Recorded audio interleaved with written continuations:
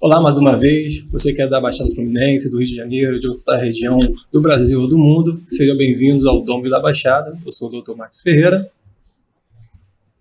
E eu sou Giovanni Vargas. A gente está aqui com uma pessoa muito importante para a Baixada Fluminense. Ele se chama Wagner Vital e ele é ufólogo, né? Ele vai estar falando um pouquinho sobre tudo isso. Wagner, por gentileza. Boa noite, é um prazer estar aqui.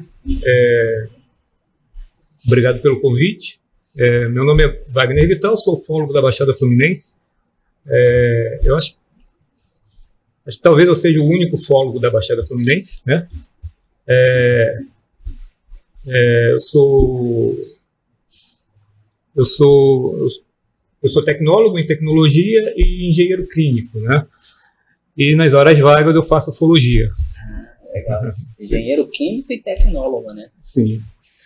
Engenheiro clínico. Clínico? Isso. Eu não sei. Enfim, vamos no nosso critério. Eu não sei se você é o único, mas se existe um outro, ele se esconde muito bem. Eu pesquisei, só encontrei você. Sim, eu sou o único com maior relevância. Existe muita gente envolvida com ufologia na Baixada Fluminense, mas não tem a mesma relevância que o meu trabalho tem. Então, Legal. por isso você encontra mais o meu trabalho quando você pesquisa. Então, para a gente começar, desculpa, doutor, o que é ufólogo para algumas pessoas que não conhecem? O que é isso? Um pouquinho. Então, o ufólogo é todo aquele que trabalha que pesquisa o objeto voador não identificado. Tá? Hoje, essa sigla mudou um pouco. Tá? Hoje já não é mais UFO, né, que é uma sigla americana, em inglês, né? Soleta aí pra gente o que é. Então, objeto voador não identificado. Como eu não sou muito bom no inglês e nem na pronúncia, tá? Então, UFO é objeto voador não identificado, UNITE é alguma coisa assim, mas no português é o OVNI, né, o objeto voador não identificado. Agora mudou, agora é o UAP. Agora é o UAP, tá? Agora é objeto anômalo não identificado. Anômalo? Tá? Anômalo. Tá? Isso por conta da entrada da NASA e do Pentágono na pesquisa ufológica. Então quer dizer que o assunto é sério. Sim, o assunto é muito sério. Seríssimo. A ponto dos Estados Unidos implementar pesquisas muito sérias. E ter colocado um dos dois maiores órgãos do país. Exatamente. Hoje nós temos uma divisão dentro do Pentágono chamado AARO, AARO, ou ARO, né, em português. Essa divisão ela tem a finalidade de pesquisar o fenômeno UAP, tá? Que é o fenômeno anômalo nos Estados Unidos e no mundo, né? No mundo. Então, ela recebe uma série de relatos, uma série de evidências, de filmagens e tudo mais, e ela tenta descobrir o que é, de fato, um fenômeno anômalo e o que de fato é um fenômeno natural, um fenômeno conhecido.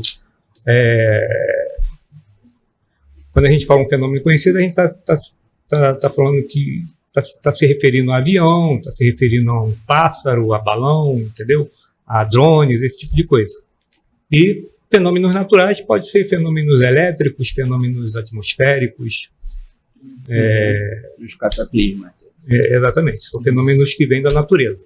Tá? Então, o ARO hoje ele faz esse catálogo de fenômenos e tenta fazer essa peneira do que é de fato não explicável e o que de fato é explicável. E eu já vou te dizendo que assim, 99,9% é explicável. 0,01% não tem nenhuma explicação. Tá? Isso já é grande coisa, já é muita coisa, né, relacionada à ufologia. Tá? Porque quando você não consegue explicar algo, né, você acaba criando uma série de teorias e expectativas em torno daquilo. Especulações. Né? De especulações também. Você pode especular da forma que você quiser. Né? Sim, na verdade, você atua, não sei quantos anos você atua na ufologia? Então, eu atuo na ufologia. Deixa eu te contar como é que é a minha trajetória dentro da ufologia, tá? Eu ia te perguntar isso agora. Exatamente. Então, eu comecei, como todo ufólogo, né? Começa dentro da ufologia. Existe um curso para isso? Não existe curso. Não tem nenhum tipo de curso para isso. Qual o interesse? Sim. O interesse é você gostar muito de coisas que você não consegue explicar, né? Mas, assim, todo ufólogo, quando começa a ufologia, ele começa desde criança, né? A curiosidade, né? Exatamente. Eu, quando eu era criança, eu e um outro colega, a gente era considerado o cientista maluco da rua, porque a gente gostava muito de ciência, né? E a gente se destacava da molecada na rua, justamente por conta disso. E uma certa noite, naquela época que você podia fazer isso, eu sozinho fui para um morro que tinha próximo, e a gente gostava muito de astronomia, e eu fui observar o céu, eu devia ter uns 13 para 14 anos, né? E eu vi uma luz muito grande aparecer, ficou um tempo e depois desapareceu. Essa foi uma experiência de criança. Eu levei isso comigo por muito tempo, mas só vim me tornar ufólogo mesmo depois de adulto já, né? Depois de velho. E dentro da ufologia, a gente começa sempre da pior forma possível. Tá? Porque quando você começa dentro da ufologia, você começa acreditando em tudo. Então você começa acreditando em abdução, em chupacabra, entendeu? Chupacabra pegou todo mundo. Todo tipo de nave, nave discoide. Então você começa da pior forma possível. E aí você vai amadurecendo dentro da ufologia, né? Então, hoje eu sou um ufólogo científico, porque o meu trabalho é pautado em ciência. Tá? E eu posso depois descrever para vocês qual é o meu trabalho hoje, né, da ufologia. Sim. Mas no início eu acreditava de todas as formas que a ufologia era toda essa besteirada que o pessoal costuma divulgar por aí, né? Quando tu fala besteirada, é o que? Alienígena, disco voador, essas coisas? Exatamente. Eu, por exemplo, não acredito na hipótese extraterrestre, tá? Que é a visitação de seres alienígenas vindos de outro planeta nos visitando. Eu não acredito nessa hipótese. Aquele caso do ET de Varginha, né? Que acho que é o mais famoso do Brasil, se não me engano. Sim, o ET de Varginha é um dos casos mais famosos, talvez do mundo, né? Mas aqui no Brasil é um dos mais populares e mais famosos. Só que o caso de Varginha foi muito manipulado, tanto pela mídia quanto pelos próprios ufólogos. Tá? Então, até hoje, ninguém nunca viu, não tem nenhuma prova cabal do ser que apareceu lá. Tudo que você tem lá é relato. Tá? Então, tudo é com base em relato. E como é que surgiu essa história? Como é que surgiu essa história do ET de Varginha? Então, é uma história que é o seguinte, cara, eu não sou muito especialista nela, justamente pelo fato de eu não acreditar nela. Então eu não perco muito tempo com ela, tá? Certo. Mas segundo o que contam, né, a história conta, uma nave apareceu em Varginha com defeito, né? E alguns seres caíram dessa nave, né? A nave se acidentou em algum ponto lá, e alguns seres saíram dessa nave e ficaram perambulando lá pela cidade, se escondendo e tal, né? E o exército foi acionado, o bombeiro também, e capturaram essas criaturas supostamente alienígenas. O exército foi realmente? A segunda história, sim. Segunda história, o exército envolveu com o caso de Varginha, tá? E o exército nega essa questão. Tá? O exército nega.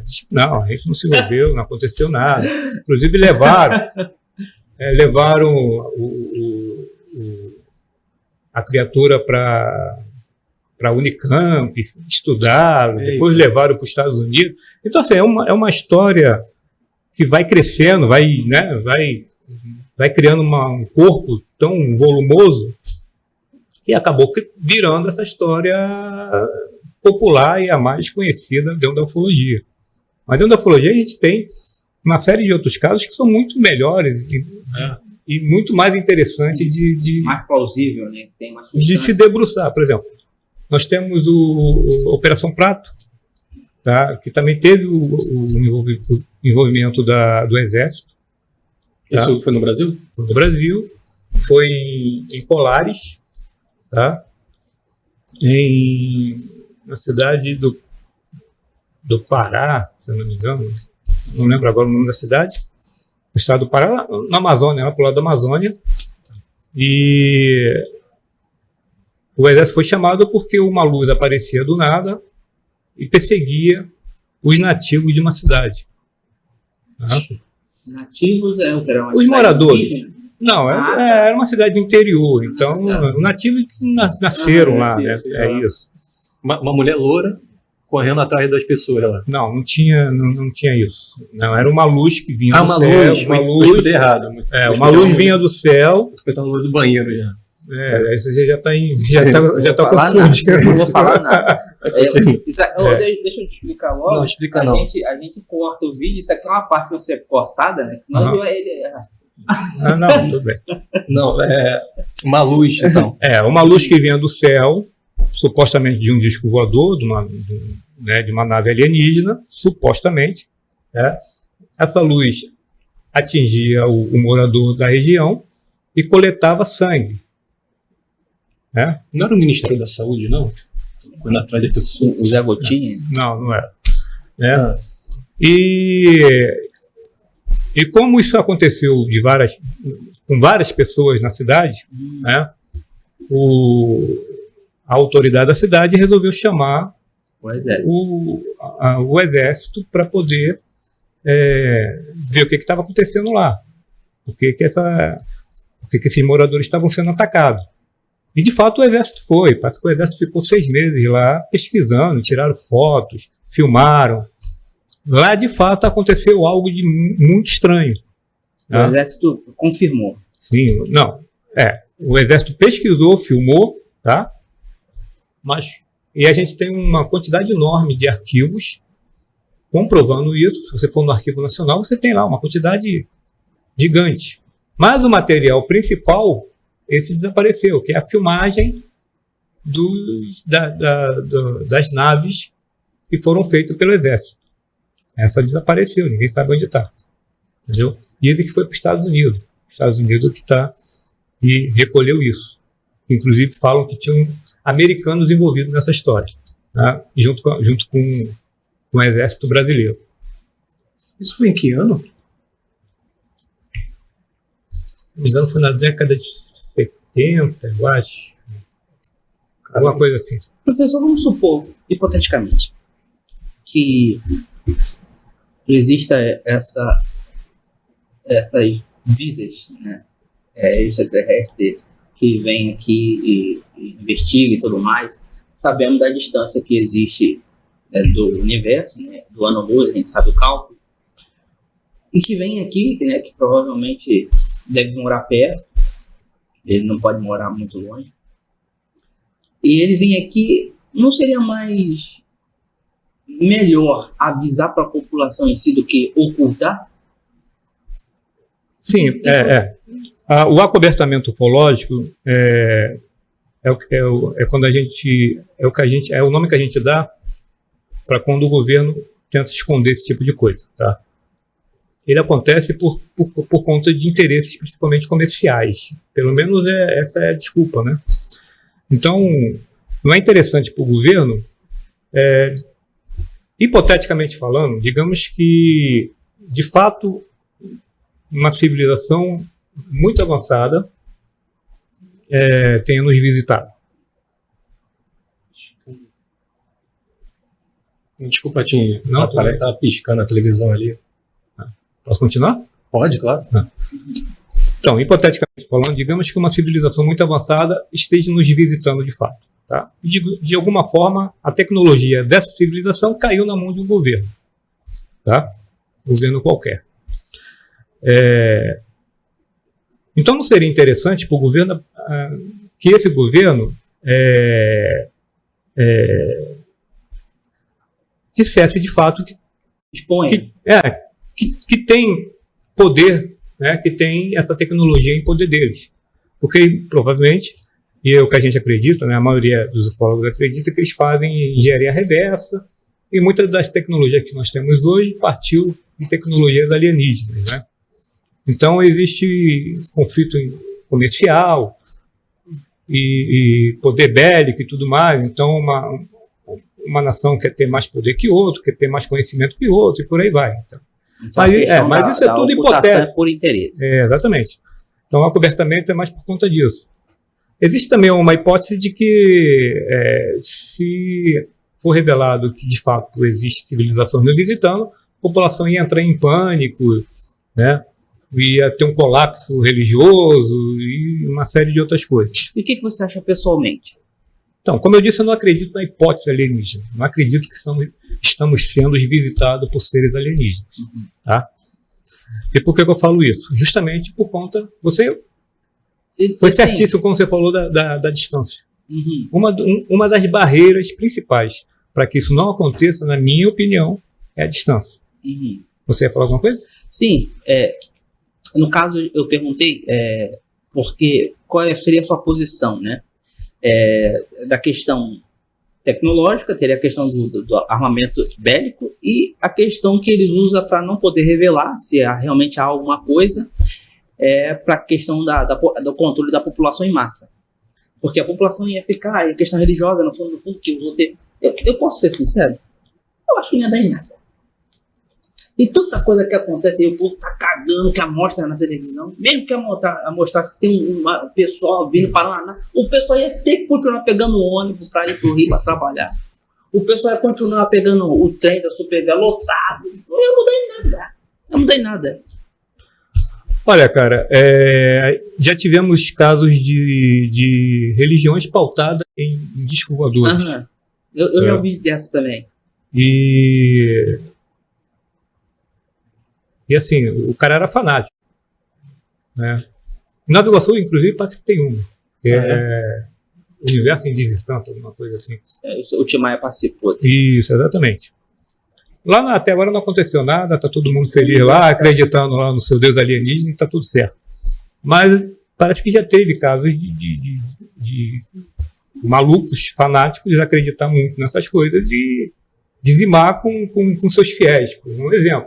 Então, assim, se isso vir à tona, a quantidade de fanáticos em relação a isso vai surgir uns montes, cara. O John Jones é um deles? Acho que não sei se tem alguma coisa a ver com... Eu não lembro. Também não lembro. Era fanático religioso, de fato, né? Mas, assim, o dia que isso vir à tona de fato, né? Com certeza vai surgir fanatismo para todos os campos, entendeu? Os mais descentrados psicologicamente vão querer seguir essa loucura insana. Exatamente. Mas deixa eu explicar para vocês uma parte da ufologia. Assim, a ufologia ela é dividida em alguns segmentos, tá? Então você tem a ufologia mística, a ufologia casuística, a holística, a ufologia científica, tá? A ufologia esotérica. Então, cada parte, cada pedaço de ufologia... Fragmentado em quantas?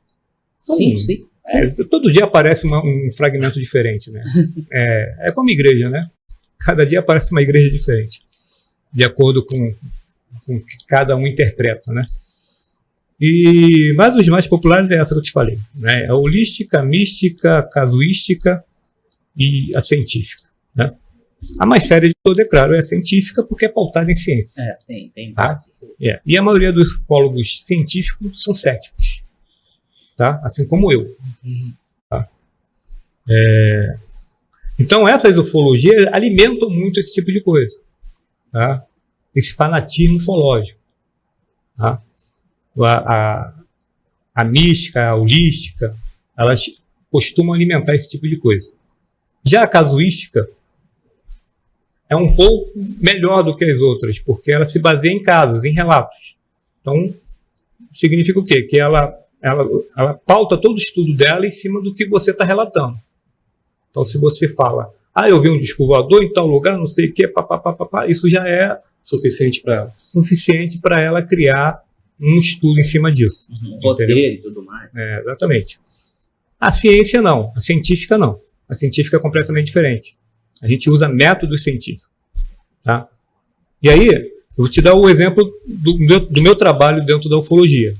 Hoje, eu tinha um grupo de ufológico aqui na Baixada Fluminense, que era o grupo ufológico da Baixada Fluminense, e aí quando eu digo que a gente começa mal, né? Porque dentro do meu grupo ufológico, eu abordava todas essas vertentes da ufologia. Tá?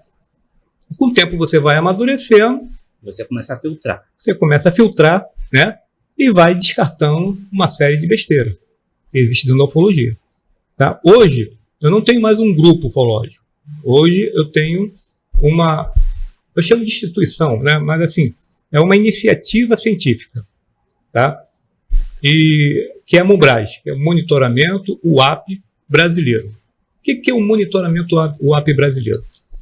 É o monitoramento com câmeras específicas, tá? Que capturam a imagem no céu, transfere essas imagens para um software específico que vai criar uma série de cálculos e te dá um dado específico científico de um objeto que se difere de qualquer outra coisa que a gente conhece.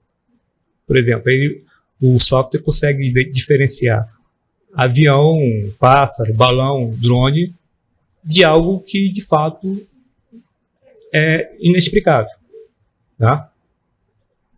Não significa dizer que aquilo que ele rotulou como inexplicável é um disco voador, um OVNI, uma coisa parecida. Não, é algo que não tem explicação. Tá? E em cima disso, a gente começa a excluir algumas possibilidades. Tá bom? Então, essa é a parte científica da ciência. Inclusive, você trouxe algumas imagens, né? Sim, eu tenho algumas imagens. A gente pode passar essas imagens e você explica um pouco aonde que foi a monitoração feita. Isso. E o que a gente está vendo nelas, né? Isso.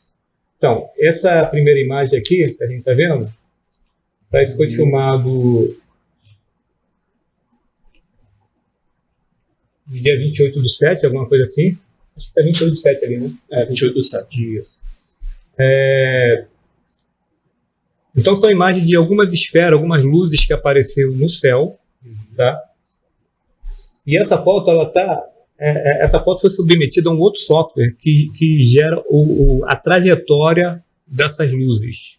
Tá? Então, esse rastro que você está vendo aí é, na verdade, o rastro do objeto, ou seja, o movimento que o objeto fez no céu. Tá? E aí o software ele pega, ele lê todo esse movimento e gera esse rastro para que você entenda o movimento que ele traçou lá no céu. Tá, então, na verdade, ele é um ponto, como se fosse um ponto de luz, e o seu software, ele é um ponto luminoso. Ele tira a foto considerando a trajetória desse ponto luminoso. Não, na verdade, ele faz a filmagem e depois essa filmagem é submetida ao software, entendeu? Que vai... Primeiro é submetido ao SkyGuard, que é o software que a gente usa, um software dedicado para captura de objetos voadores não identificados. Né? Objetos anômalos, tá? Ele vai capturar essas imagens e aí vai me dar uma série de parâmetros. Ele vai me dizer qual é a velocidade, qual é a altitude, qual é o azimuth, a elevação, porque as nossas câmeras, elas ficam geoposicionadas, tá?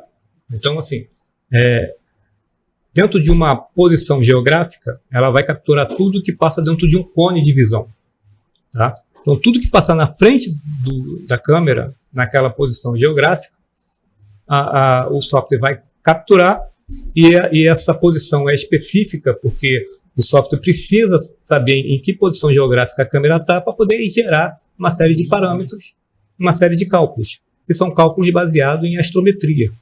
Tá? E o nosso software ele é feito em Python, tá? É um software que trabalha com visão computacional, tá? E usa OpenCV, tá? Que é uma biblioteca do Python específico para trabalhar com filmagem e imagens. Tá? Então ele captura essas imagens e gera todo esse parâmetro que eu preciso saber. Então quando ele captura aquela imagem, ele trava na imagem como se fosse, já viu aqueles quadradinhos de quando trava de identificação de face e tudo mais? Então ele trava no objeto, ele cria um quadradinho em torno do objeto e já te dá toda uma leitura. Porque o objeto está na velocidade tal, está na altitude tal, azimuth tal, entendeu? Esse já é o parâmetro que a gente precisa para começar a entender do que se trata. Tá? Então, aí depois a gente pega e joga nesse outro software que cria esse rastro aí. Então, aquela linha que a gente está vendo ali, por exemplo, aquela solitária ali são várias fotos do mesmo ponto, só que em momentos diferentes. Né? Isso, exatamente. Aí é como se fosse uma foto em alta exposição. E qual conclusão você consegue chegar com essas imagens? Então, essa é interessante. Tá? Sabe qual era a velocidade que ele estava?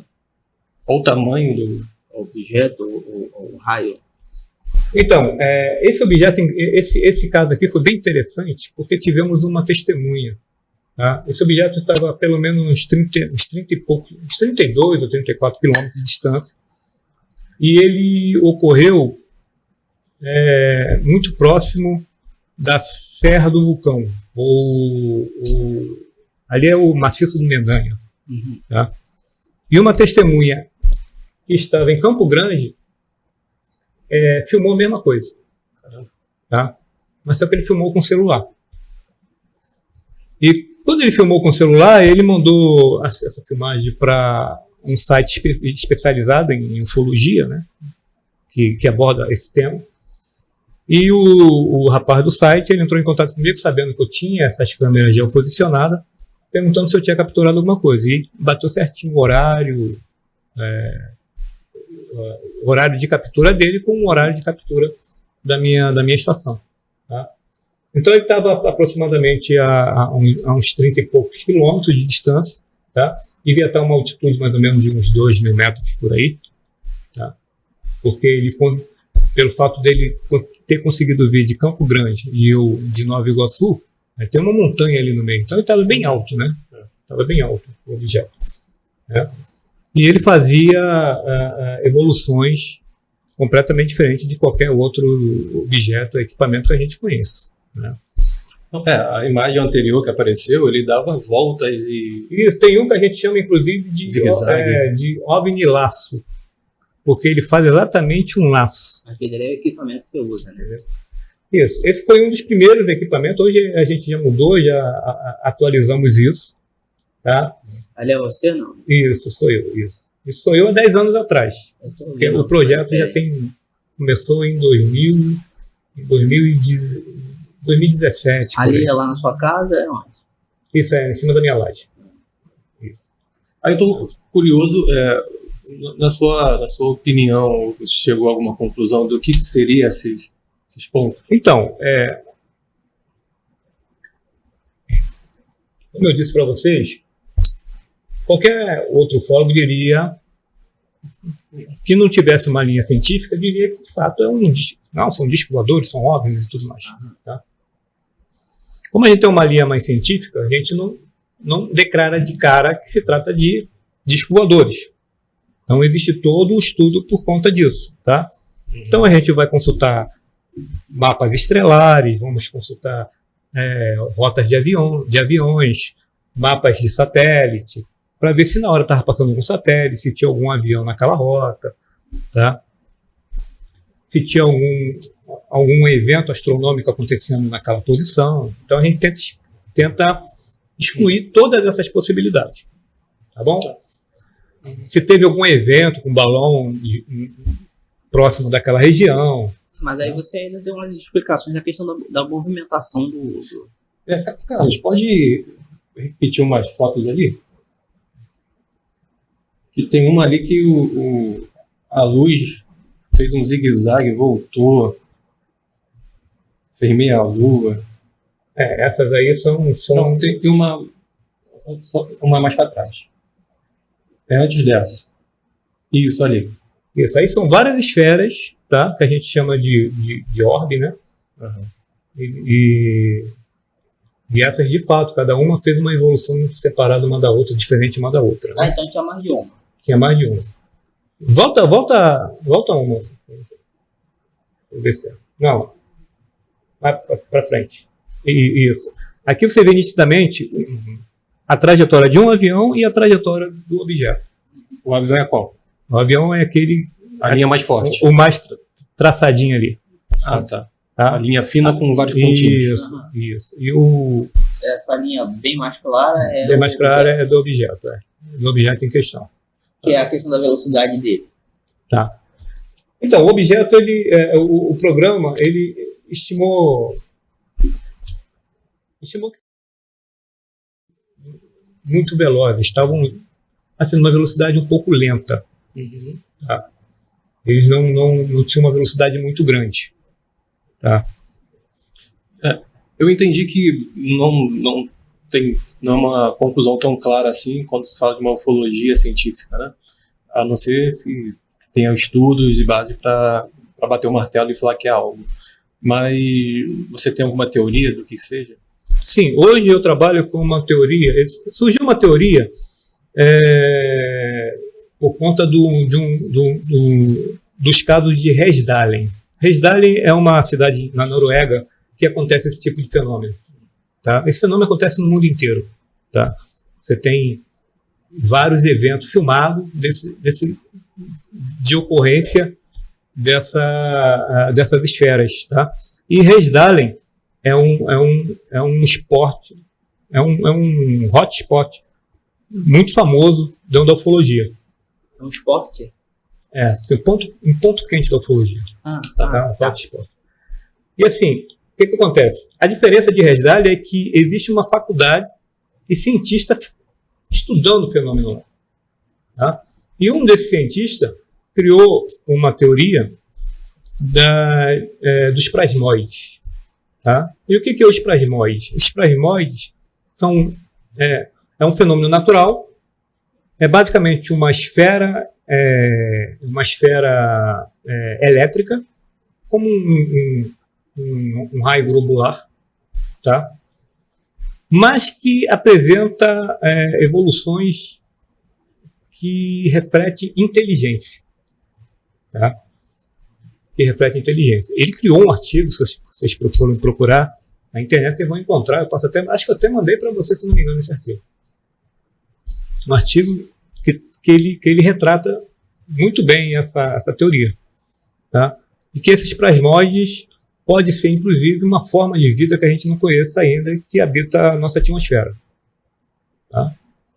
Assim, aí alguém vai dizer, pô, mas aí é muita maluquice dizer que existe uma forma de vida elétrica habitando a nossa atmosfera. Mas é muito mais plausível isso acontecer do que uma visitação alienígena. Sim, eu consigo compreender isso. Nos visitando. Faz sentido. Entendeu? Assim como existe vida microscópica, né? Sim. A gente no mar, por exemplo, tem peixes que produzem eletricidade. Né? Sim. Né? Sim, é plausível. Então pode ser. Compreender? Eu compreendi, velho. Ele é meio cético.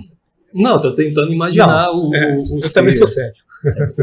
A questão é que é só levar pelo lado do raciocínio, né? Na verdade, diz a sua opinião sobre a reluzão. Eu tenho um problema sério dessa vez. É que ele está dando que existe uma vida, assim como houve os dinossauros, as extinções, quer dizer que mesmo que a gente esteja aqui, há a possibilidade de existir outras vidas em outras atmosferas do planeta, em outros ambientes que a gente não conhece ainda, só que a gente não tem capacidade de poder analisar.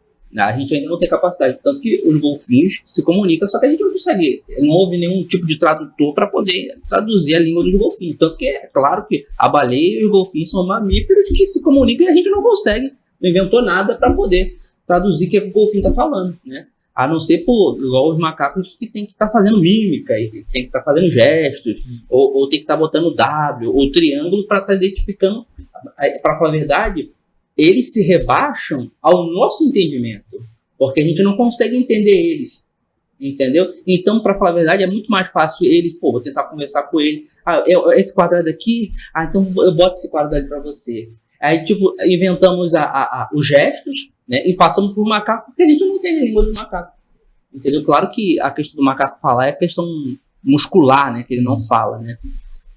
Mas, tipo, é possível haver um outro parâmetro de vida terrestre, terrena não, no mundo, né?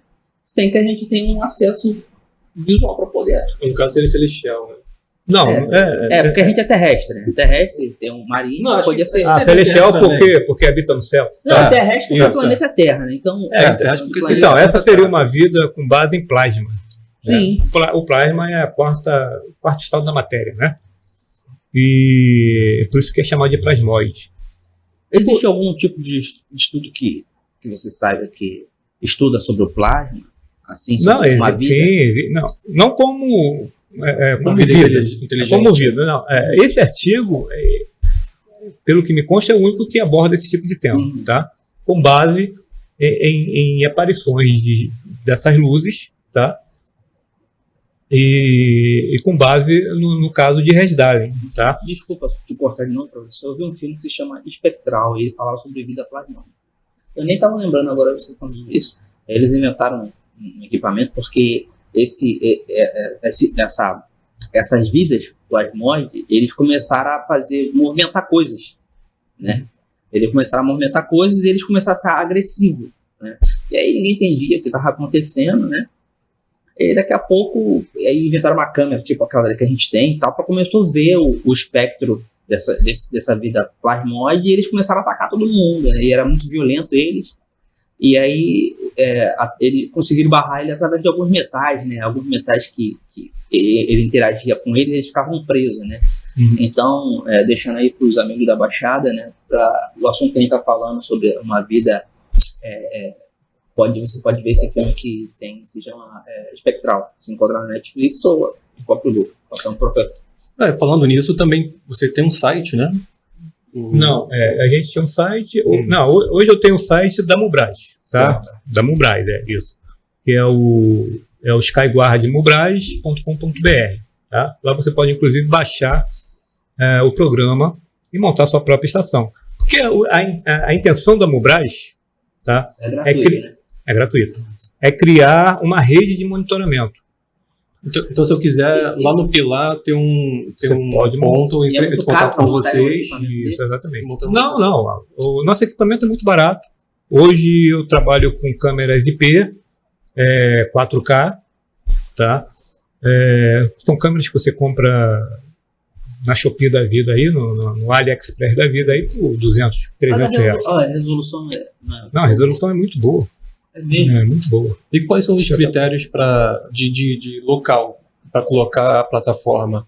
Eu imagino que não pode ser um lugar que tenha muita luz. Não, você pode colocar onde você quiser, em cima do seu telhado, da sua laje, entendeu? Mas aí você só tem que respeitar o método usado, entendeu? Então, quando você cria uma rede de câmeras, por exemplo, digamos que nós três aqui tem estações montadas, tá? Certo. A finalidade principal da rede de câmeras é triangular o objeto capturado. Tá? Porque quando você triangula, você tem mais chance de determinar parâmetros desse objeto. Tá? E por isso as câmeras precisam ser posicionadas dentro do método usado, que é o método geoposicionado. Tá? Então a gente tem que estar respeitando a geoposição que o grupo vai determinar. Então a sua câmera vai estar geoposicionada no azimuth 80, a dele 180, a minha em 270, um exemplo. Aquelas imagens que a gente viu. Vai haver uma comunicação com Não. Estou falando fazer uma imagem tridimensional, uma avaliação tridimensional. Sim, vai ter mais de uma avaliação. Tipo, ele está em Nova Iguaçu, eu estou aqui em Caxias. Aí eu falei, professor, eu estou virando para cá. E você também, tipo, a minha está aqui, a minha câmera está aqui, aí se encaixa, o movimento está aqui. Eu peguei também, está batendo, está emparelhado. Isso aí. Entendeu? E quando uma estação pega uma coisa, quando 3, 2 ou 4 estações pegam o mesmo objeto, você tem maior probabilidade de confirmar a existência daquele objeto no céu, entendeu? E hoje são quantas estações? Então, hoje só tem a minha. Tá. No início eu tinha várias estações, além da minha, espalhadas em outros estados. Tá? Só que o que aconteceu? Quando eu comecei a trabalhar com câmeras, eu fiquei cético. Por quê? Porque eu passei 4 anos trabalhando, capturando objetos. De tudo que eu capturei, 99,9% era coisas que eu podia explicar. Entendeu? E apenas 1%, menos de 1%, eu não conseguia explicar. Inclusive, foi matéria do jornal o Globo, é conhecido como As 6 Luzes da Baixada Fluminense, né? E foi o único caso que eu não consegui explicar. Que é essa matéria que está aqui? Não, essa matéria é recente. Essa matéria saiu em setembro agora. Tá. Essa aqui é recente. Posso ler? Pode. Tá? E esses objetos também são recentes, foram agora desse ano. Tá? E aí, por conta de eu ter ficado cético, eu abandonei a ufologia. Então, eu fiquei 7 anos fora da ufologia. Porque eu não acreditava mais na ufologia. A ufologia não servia mais para mim. Tá? Não do jeito que ela estava se comportando. E eu passei a ser um divulgador da ufologia científica. E a ufologia tradicional, ela abomina a ufologia científica. Mas aí teve um adendo, né? Que foi a entrada da NASA e do governo americano, na intenção de estudar o fenômeno de forma científica. Aí foi quando eu vi uma janela onde eu pude voltar para a ufologia. Eu falei, peraí, eu não sou o único a pensar dessa forma. Tem muito mais gente de peso pensando em pesquisar esses fenômenos de forma séria, né? Usando métodos científicos. E aí eu retornei para a ufologia e retornei montando, abandonei o grupo, né? O grupo não existe mais e voltei montando as estações de monitoramento. Você tem algum tipo de apoio financeiro? Não, nenhum apoio. No caso, você tinha falado que... esporadicamente um ou outro ajuda, dou alguma coisa. Você não conseguiria um tipo de financiamento pela própria NASA? A NASA não jamais me daria algum tipo de apoio. Ela nem sabe que eu existo. Aqui no Brasil, mais perto da NASA, é o IPE. O IPE faz algum tipo de... Então, deixa eu te dizer. Tudo isso começou porque antes de eu usar as câmeras para pesquisar discos voadores, eu era membro da Bramon. Depois vocês pesquisam o que é. A Bramon é uma rede de monitoramento de meteoro. Tá? E eu montei uma estação para também monitorar meteoro. Tá? Na época era a primeira estação de monitoramento do Rio de Janeiro. Eles queriam criar uma rede. Fui convidado a fazer parte da rede, montei a estação e comecei a monitorar o céu, capturando os meteoros. Só que aí eu percebi que o método deles me servia para pesquisar discos voadores, ou objetos voadores não identificados. Porque quando eu falo discos voadores, eu estou afirmando que, de fato, são objetos... Eu estou dando uma origem para o objeto. Você sabe o que é, né? Exatamente. Tá? Então, quando eu falo OVNI ou UAP, eu não sei do que se trata. Eu estou estudando ainda para chegar a uma conclusão. Tá? E aí eu passei a usar o método, toda a minha estação é com base nas estações de monitoramento de meteoros. O método que eu uso para monitorar objetos voadores não identificados é o mesmo método usado para monitorar meteoros. A diferença hoje, na época, usava tudo, inclusive o programas que eles usavam na época, que era o UFCaption. Era um software japonês que eles usam, acho que ainda usa, só que era pago, muito caro e tal. E quando eu retornei agora, né, por conta de ter a expertise necessária e tal, eu escrevi o programa em Python e criei um programa específico para isso. Então hoje a diferença da minha estação para uma estação de monitoramento da Bramon, por exemplo, é que eu uso o mesmo método de câmera, de geoposicionamento, porém eu uso um software criado pela própria Mubraz, específico somente para monitorar objetos voadores não identificados. Entendeu? Então, Dentro da pesquisa ufológica hoje, no Rio de Janeiro, eu posso te dizer que eu sou um dos mais científicos. Tá? Existem outras pessoas que também usam câmera e que usam métodos diferentes, tá? Mas que não tem nenhuma ligação comigo, inclusive, tá? Mas que também tiveram o mesmo insight de pesquisar objetos voadores com câmera. Tá? Só que usam métodos diferentes. Tá? E a sua estação sempre ficou em Nova Iguaçu ou já foi para outro ponto aqui no Rio? Não, sempre ficou em Nova Iguaçu. Sempre foi em Nova Iguaçu, porque, como eu disse para vocês, existem pontos quentes de avistamentos de OVNIs. Isso que eu ia te perguntar. Como que define o ponto, né? Eu ia perguntar se era um setor, né? Então, assim, na Baixada Fluminense hoje a gente tem o mais forte de todos, o hotspot mais quente de todos é a Serra do Vulcão, tá? Então eu moro naquela região ali, muito perto, eu tenho uma visão privilegiada para a Serra do Vulcão, então isso me facilita bastante. Então quase todos os eventos que moradores da região relatam no entorno da Serra do Vulcão. Tá? Mas você tem relato também na reserva de Tinguá, em Andrianópolis, em Queimados, em Japeri, em Caxias. Em Caxias também. Inclusive em Caxias tem um fólogo. Tem um fólogo aqui. É mesmo? É o pastor Eduardo Vigil. Ele foi nosso colaborador por muito tempo. Não sei se ele ainda está praticando ufologia, mas ele aborda a ufologia dentro dessa área que talvez você goste mais, que é a área mais religiosa. Né? Ele é um escritor, inclusive, tem vários livros escritos abordando ufologia na Bíblia. Depois pesquisa, se quiser, eu posso até ver se ainda tenho contato e passar para vocês. Mas assim, então você tem vários relatos de objetos voadores, são muitos, espalhados pela Baixada inteira. Se você for fazer uma pesquisa, alguém vê alguma coisa de diferente e sempre atrela a discos voadores. Tá? Mas a região mais quente é a Serra do Vulcão. E como eu moro ali perto, achei por bem montar a estação. O senhor tem uma estação lá na Serra? Em cima da Serra? Cara, é uma vontade que eu tenho de implantar, né, uma estação lá, bem no pico lá da Serra. A Serra é protegida?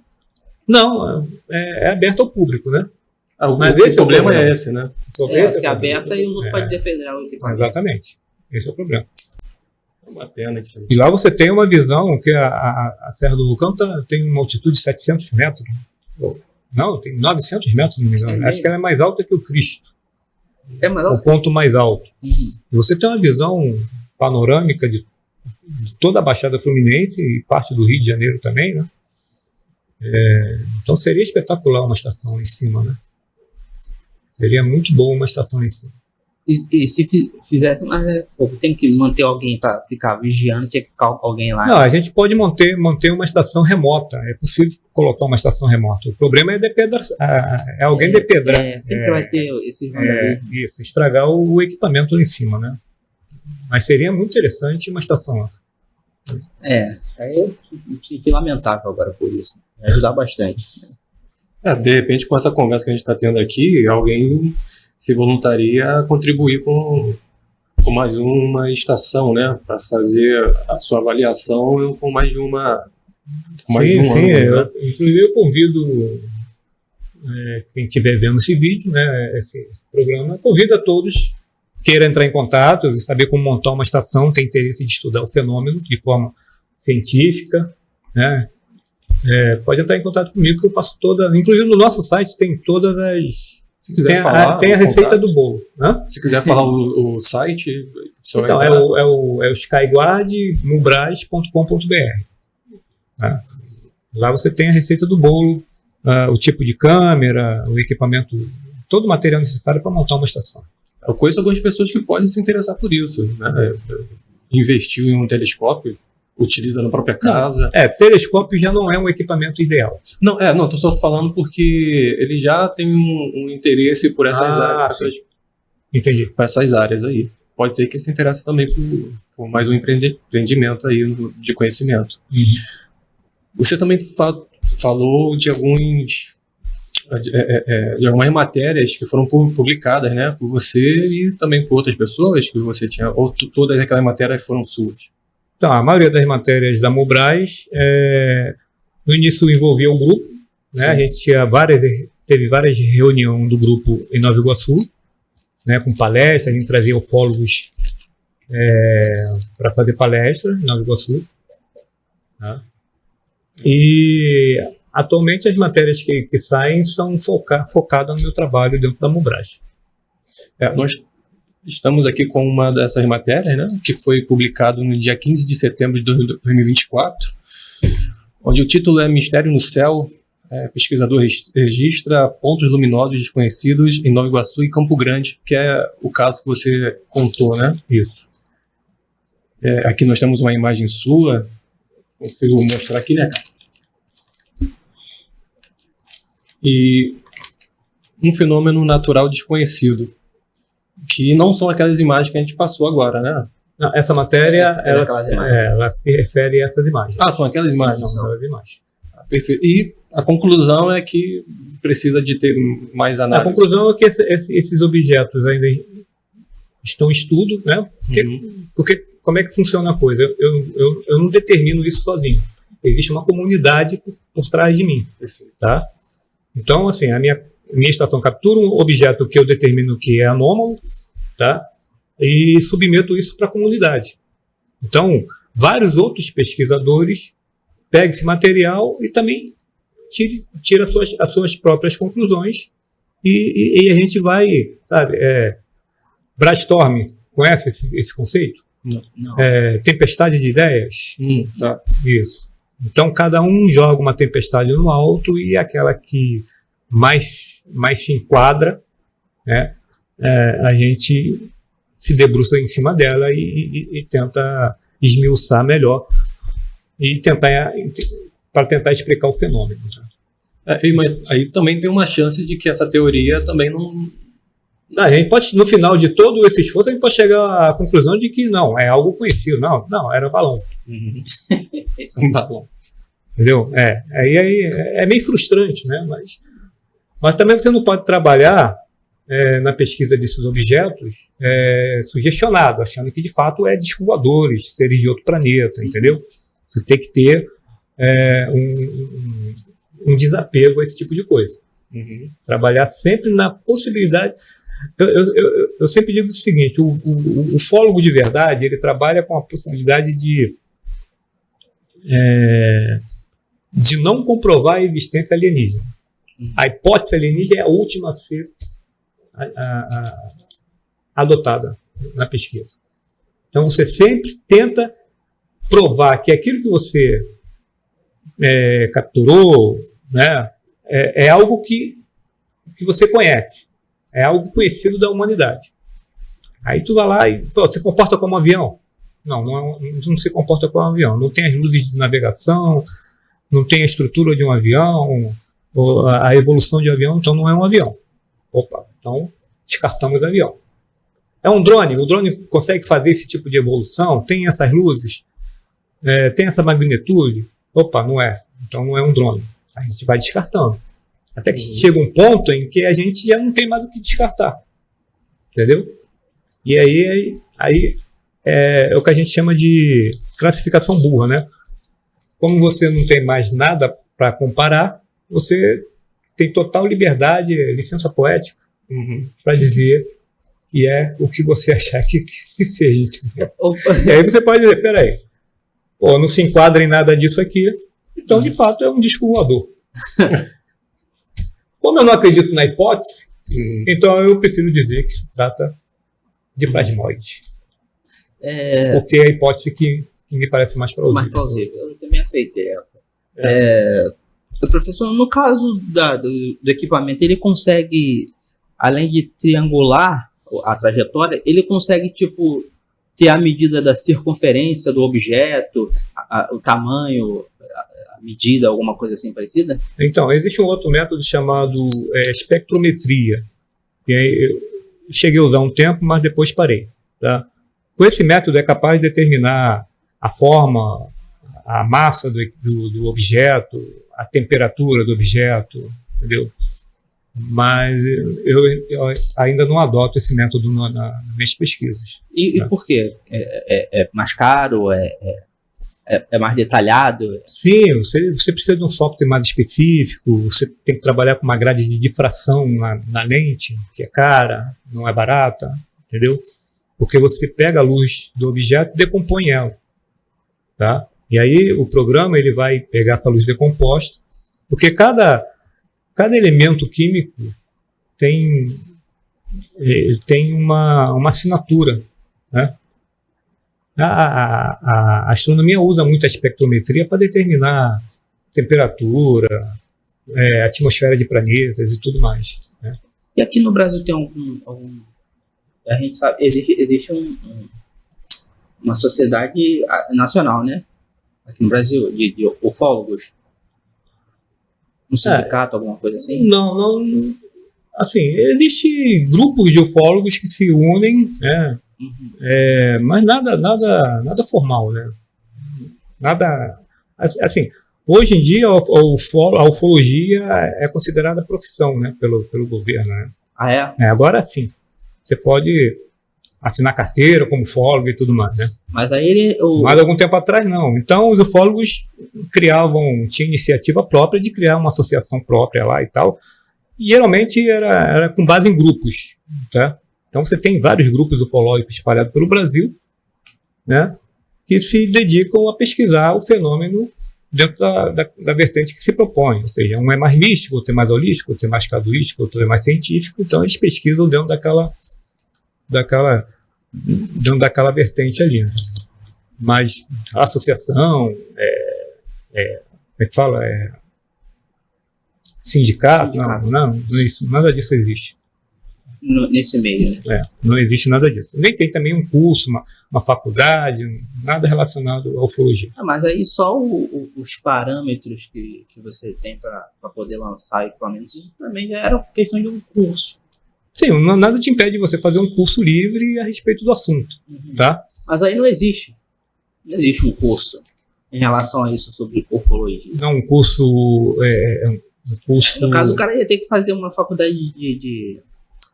porque a maioria das pessoas que se envolvem com ufologia, geralmente ela tem amplo saber. Tá? Então, você precisa de uma série de disciplinas para entender o fenômeno, né? Precisa entender um pouquinho de física, de química, de astronomia, de meteorologia e por aí vai, tá? Ciência. Ciência em geral, né? Ou seja, mas o que os grupos fazem? Como não existe um indivíduo capaz de ter todo esse leque de conhecimento, né? Então o grupo reúne pessoas que são específicas no assunto, entendeu? Para que possa estudar o fenômeno. Mas o interessante é que você conheça um pouquinho de cada coisa para poder entender. Então a ufologia ela se baseia mais ou menos nisso, né? Nesse critério de saber. Mas não existe um curso específico, uma faculdade ou coisa nenhuma. Parece que no Chile tem uma faculdade, acho que é no Chile, e parece que tem uma faculdade voltada para a ufologia. E há muito tempo atrás surgiu um curso, não sei se era um curso livre, não sei se na faculdade de São Paulo, alguma coisa assim, não lembro agora. Mas era aqueles cursos para completar currículo, né, extracurricular, aquelas coisinhas e tal. Então, nada de específico, nada que vai te tornar um especialista, como uma pós-graduação, coisa parecida. Isso não existe. Ainda não. E a monitoração que tu tem feito em Nova Iguaçu, e o pessoal, quando fala sobre esses avistamentos, qual é a reação deles? De espanto, né? A maioria não consegue entender o que está vendo, fica espantado e procura a pessoa que consiga explicar isso, que geralmente é o ufólogo. Legal. Aí você chega e dá a sua... geralmente... Dá o seu laudo. Geralmente eu dou meu ponto de vista, explico do que se trata. Muitas das vezes, às vezes é um satélite passando, às vezes é a rota de um avião, né? E Eu pego o caso, estudo ele, né, comparo com alguns mapas e tal, e explico para a pessoa: o que você viu não é nada de extraordinário. Você viu a rota do satélite. O pessoal confunde muito, por exemplo, a ISS, né, a Estação Internacional. Muitas das vezes ela passa aqui em cima da Baixada. E o pessoal confunde muito. Confunde muito, por exemplo, a planeta Vênus, né, com nave alienígena. Então são coisas que as pessoas não conseguem explicar. Acha que é disco voador. A primeira coisa que vem na cabeça é a estrela d'alva, né? Exatamente. De Locke é disco voador.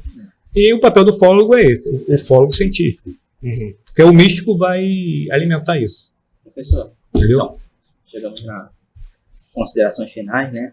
Quer falar alguma coisa?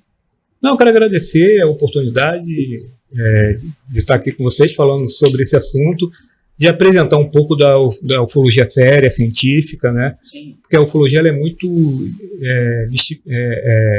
mistificada, né, cara? Demonizada.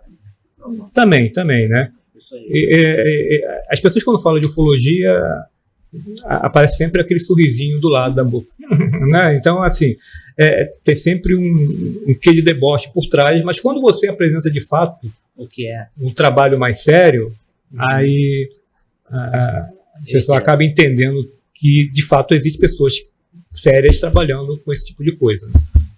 Legal. Não só tem maluco. Não, eu quero apresentar a revista OVNI Pesquisa, que eu ganhei de presente aqui, do professor Vital, onde tem uma matéria deles também, né? É da Mubraz. Não, essa revista... Não, a revista não, mas a matéria... A matéria é da Mubraz. Perfeito. Isso. A revista é de um outro grupo, tá? Onde a gente fez a matéria, tá bom? Mas eu não tenho nenhuma ligação com a revista. Não, perfeito. Tá bom? A revista é um ponto... ponto... te presenteando ela. Tá? Não, mas é um ótimo conteúdo para você conhecer com a mais. revista que tem uma matéria que é sua. Isso, abrir exatamente na matéria aqui.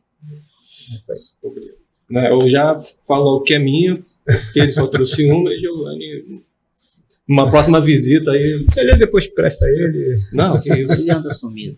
Não vou prestar nada para ele. Não. Então, Carlinhos, pessoal, Carlos, então. Quer falar com o Carlos? Não. Então, a gente quer agradecer. Se você nos assistiu até aqui, é porque você gostou do assunto. A gente quer te chamar para que você venha nos seguir no Instagram e no YouTube, né? Domus da Baixada. Nosso nome é forte. E que você compartilhe, que isso é muito importante para que a nossa continuação do Domus e o crescimento. A gente vai estar abordando esse e mais assuntos. Queremos te agradecer. Max, não se despediu. Bem, então, mais uma vez, só fortalecendo aqui o que o Giovanni acabou de falar, e também o que o professor Vital também já ponderou, vocês podem procurar mais sobre a ufologia dentro do site e do Instagram também, né? Qual o Instagram? Mubraz. Instagram é Mubraz e no Facebook é GUBF. GUBF. Perfeito. Então sigam eles, também nos sigam no Instagram, YouTube e TikTok, Domus da Baixada. Então, chegando ao final do vídeo, não se esqueça de se inscrever, de curtir esse vídeo, de compartilhar com seus amigos, aquele grupo que vocês sabem que vai gostar desse conteúdo. E, Giovanni? Até mais.